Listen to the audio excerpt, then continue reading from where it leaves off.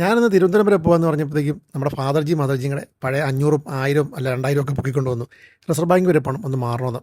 എന്നാൽ പിന്നെ പോയേക്കാം, ഒരു 500 കൊടുത്ത് വലിക്കുകയും ചെയ്യാം എന്ന കണക്കൂട്ടി അതുമായിട്ട് നേരെ തിരുവനന്തപുരത്ത് വന്നു. നമ്മുടെ പാളയത്തിനടുത്തുള്ള ബേക്കറി ജംഗ്ഷനിലാണ് റിസർവ് ബാങ്ക് വരുന്ന വലിയ ബിൽഡിംഗ് ആണ് കേട്ടോ.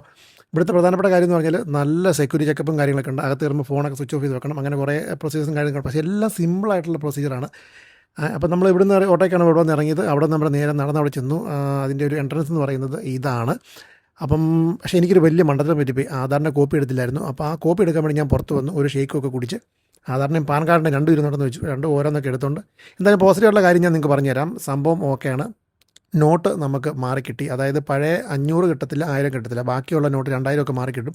പക്ഷേ എനിക്ക് പറയാനുള്ള പ്രധാനപ്പെട്ട കാര്യം ഞാൻ പറഞ്ഞുതരാം.